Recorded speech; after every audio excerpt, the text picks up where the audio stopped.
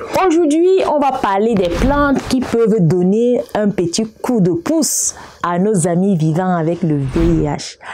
Avant de commencer, je tiens à souligner que les plantes que je vais vous présenter sont destinées à compléter, mais jamais à remplacer vos traitements antiviraux. Est-ce que c'est clair?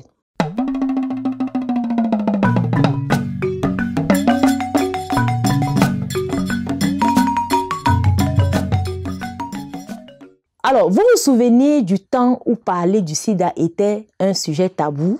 En tout cas, moi, je me rappelle. Lorsqu'on disait que quelqu'un a le VIH-Sida, on savait que dans les jours à venir, cette personne devait décéder.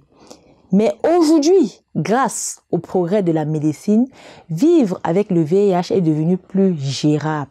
Un peu comme un vieux rhume persistant. C'est sûr, hein? Le VIH, c'est plus sérieux qu'un rhume, mais ce n'est plus la sentence qu'il était autrefois.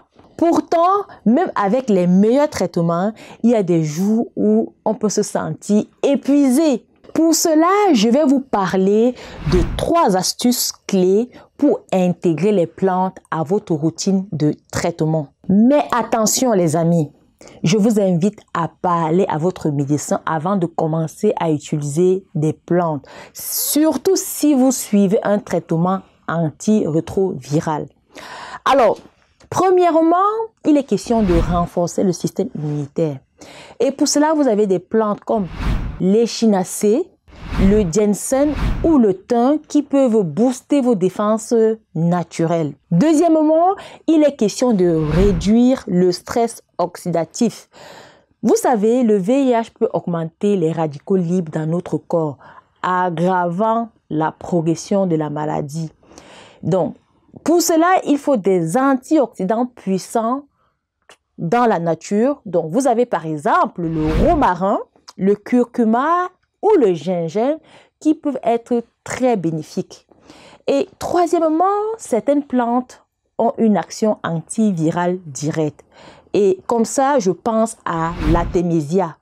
Voici une petite recette que vous pouvez préparer chez vous. Alors, vous allez faire bouillir de l'eau, environ 1 litre d'eau, et vous allez rajouter une plante qui renforce le système immunitaire. Ça peut être le thym, ça peut être le ginseng, ça peut être l'échinacée. Ensuite, vous ajoutez une autre plante pour lutter contre le stress oxydatif. Ça peut être le curcuma, ça peut être le gingembre ou le romarin. Et pour finir, ajoutez de l'artémisia.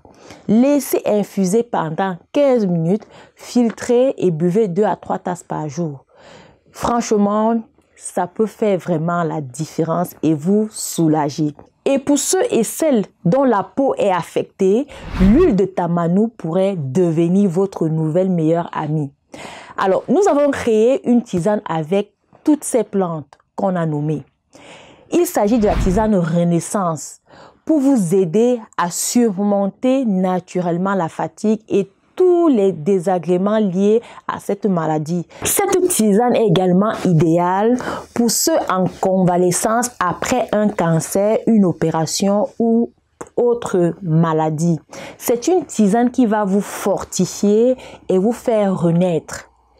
In fine, les plantes ne remplacent pas vos traitements antirétroviraux, mais ça peut grandement améliorer votre confort.